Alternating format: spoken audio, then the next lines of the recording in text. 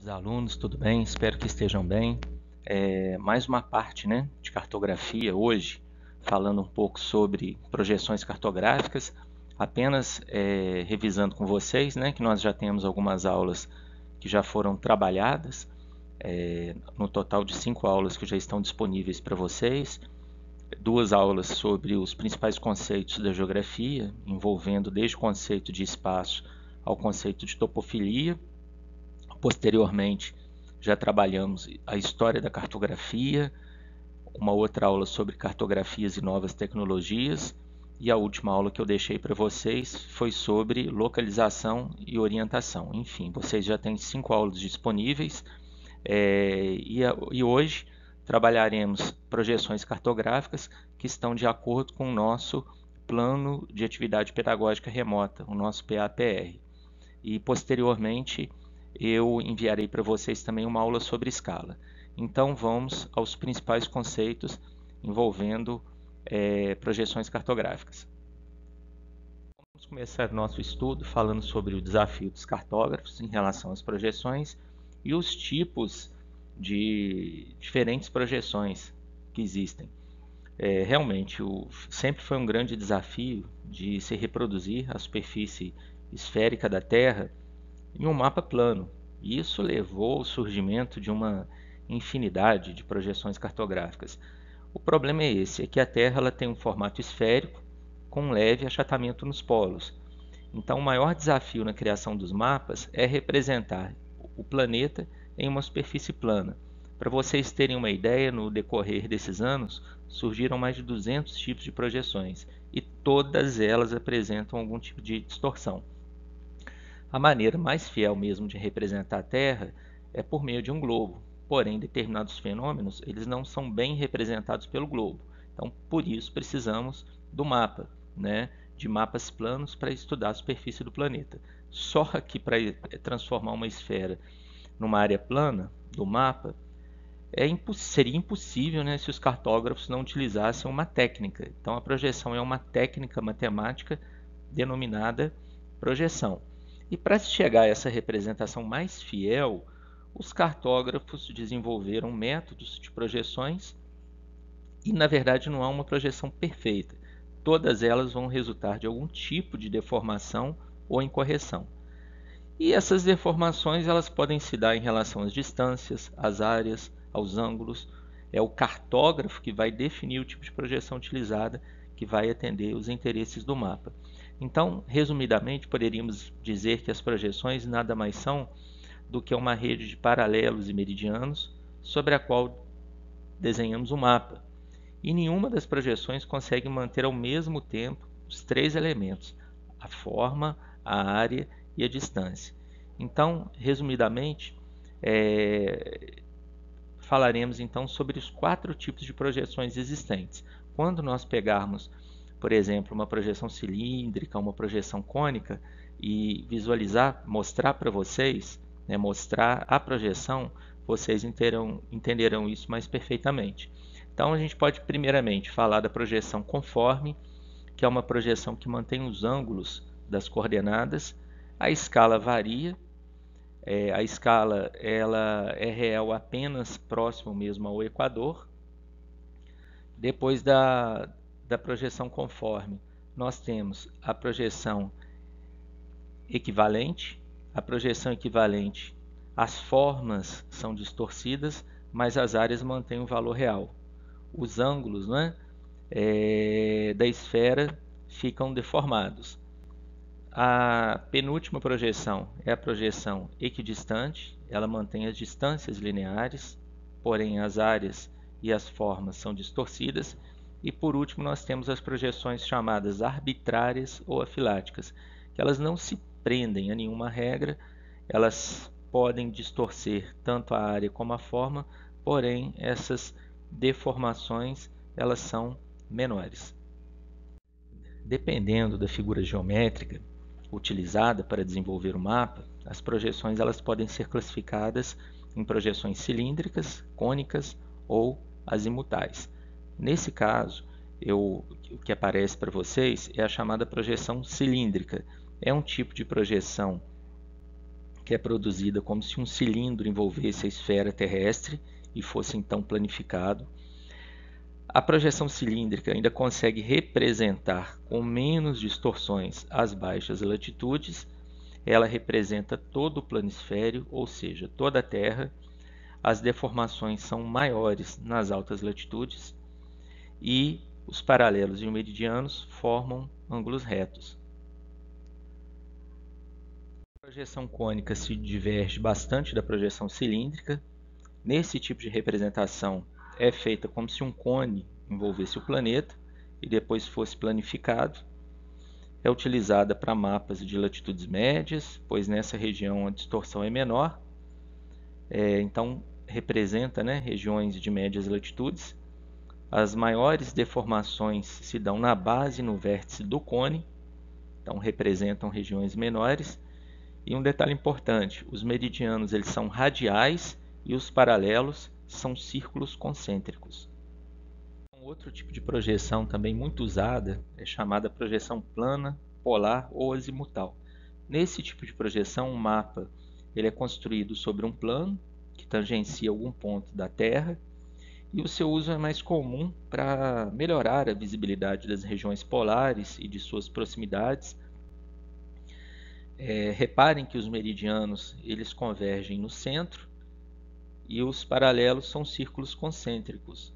E nesse tipo de projeção, só um hemisfério ele é representado. E o símbolo da ONU utiliza esse tipo de projeção, para ficar mais evidente para vocês. As projeções mais conhecidas, né, comumente utilizadas nos livros didáticos, é a projeção de Mercator. É uma projeção que ela tem a vantagem de conservar a forma das massas continentais, ela não distorce, daí o termo projeção conforme, é um tipo de projeção conforme, porém ela tem uma desvantagem de distorcer as áreas relativas. Esse tipo de projeção favorece os países desenvolvidos e à medida que você aumenta a latitude, você tem uma distorção maior das áreas. Por exemplo, a Groenlândia. A Groenlândia ela é representada numa escala 9 vezes maior que a escala equatorial e parece ter a área maior que toda a América do Sul. Na realidade, na América do Sul ela tem uma área de 17,8 milhões de quilômetros quadrados, enquanto a Groenlândia não ultrapassa 2 milhões de quilômetros quadrados, ou seja, é um ótimo negócio para os países do norte. Deixo para vocês aí a representação de Mercator, que na verdade é um codinome latino desse holandês que criou essa projeção, Gerard Kramer, formado, né, na Universidade da Bélgica. Ele desenvolve a Escola Holandesa de Cartografia e esse tipo de projeção, a projeção de Mercator, ela tem uma visão eurocentrista. Então, trata-se da primeira importante projeção do mundo, que foi muito utilizada nas grandes navegações. A próxima projeção, então, é a projeção de Peters. Ela faz uma contraposição à projeção de Mercator. Ela não é uma projeção conforme, ou seja, ela não se preocupa em ser fiel à forma dos continentes. Ela é uma projeção cilíndrica. Reparem que os paralelos e os meridianos eles convergem formando ângulos de 90 graus. Ela se preocupa com as áreas dos continentes e dos países e aparece, né, os países aparecem numa escala igual, conservando as suas dimensões relativas. As formas são, como bem disse, as formas são distorcidas, gerando o alongamento dos continentes, e isso é facilmente perceptível, né? Observando a silhueta da África ou da América do Sul. Ela então procura retratar mais fielmente as áreas dos oceanos e dos continentes. É uma projeção cilíndrica e equivalente. Equivalente no sentido de manter a equivalência das áreas. E ela é muito importante também para a autoestima dos países subdesenvolvidos. Essa projeção ela foi criada por um historiador, por um professor alemão chamado Arno Peters, e é uma projeção que dá voz aos países subdesenvolvidos. Ela foi publicada pela primeira vez em 1973 e essa projeção, né, esse planisfério de Peters é um ótimo negócio para os países de grandes dimensões situadas na faixa intertropical, como o Brasil, a Índia. Ela corrige essa subestimação das suas áreas presentes na projeção de Mercator. E é um péssimo negócio para a Europa, e também ela não ajuda muito os países como os Estados Unidos e a Rússia. Então, ela é chamada também de uma projeção terceiro-mundista, em virtude, né, daquela divisão antiga de países de primeiro, segundo e terceiro mundo. Ou seja, ela dá voz e vez aos países subdesenvolvidos. Então, dando sequência às projeções, né, já falamos da projeção de Mercator e da projeção de Peters. Agora, falaremos da projeção de Mulvide. Essa projeção é uma projeção equivalente, ou seja, ela prioriza a área dos territórios e não é uma projeção conforme. Tanto é verdade que vocês podem observar a forma dos continentes mais alongadas, então não tem essa preocupação. E também é apresentada, diferentemente das outras, numa forma elíptica. Em relação à projeção de Peters, que também é uma projeção equivalente, ela se diferencia da projeção de Peters, pois a distorção das formas é menor que a projeção de Peters. Nesse caso, nessa projeção apresentada para vocês, reparem que o continente africano ele se apresenta com destaque maior, mas pode ser também uma projeção centrada no continente americano. Então, recapitulando, ela mantém a proporção exata entre terras e águas. Então, é uma projeção equivalente e não conforme, apresentada na forma elíptica.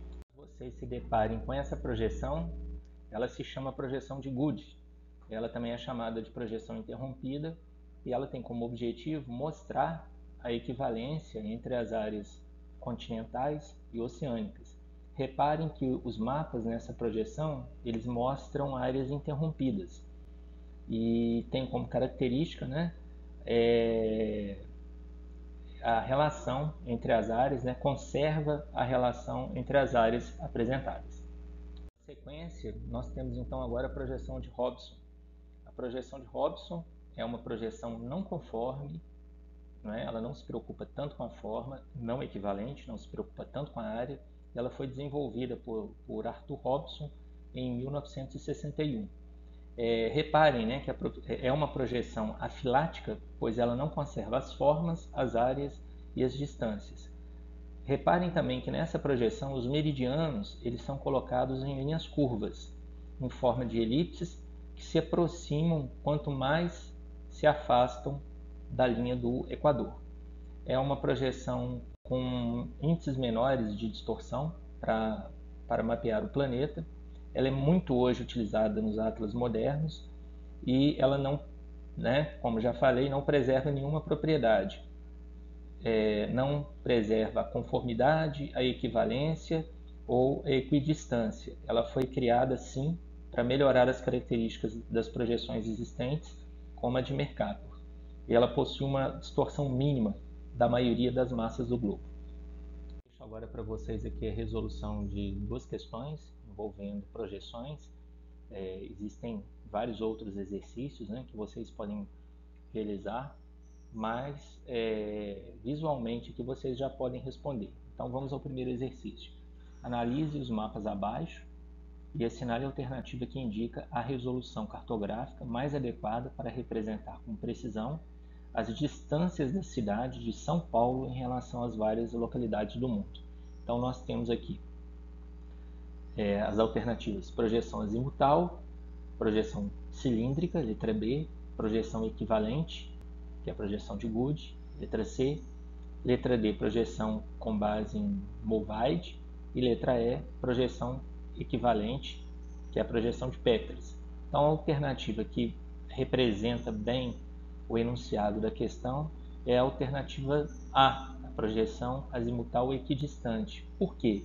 Porque essa projeção ela dá destaque a uma região, né, a um país. Reparem que o centro do mapa que está centrado mesmo no Brasil e numa região do Brasil, né? Possibilita que a área, no caso São Paulo, seja o centro da superfície, seja um local estratégico. E ela é chamada de projeção equidistante, pois ela permite saber com precisão a distância em linha reta do centro. E isso eu não conseguiria com qualquer outra projeção aqui apresentada nesse enunciado. O número 2 é colocado então uma projeção e então o enunciado diz: o mapa ao lado é o emblema oficial da Organização das Nações Unidas. Trata-se de uma projeção azimutal, equidistante, que tem como centro o Polo Norte. Então, o Polo Norte que é o ponto central, que é o ponto principal. Então, por isso também é chamada de projeção polar, ou azimutal, ou plana. Lembrem, né, que os meridianos eles partem, nesse caso aqui, dos polos, e os paralelos são círculos concêntricos.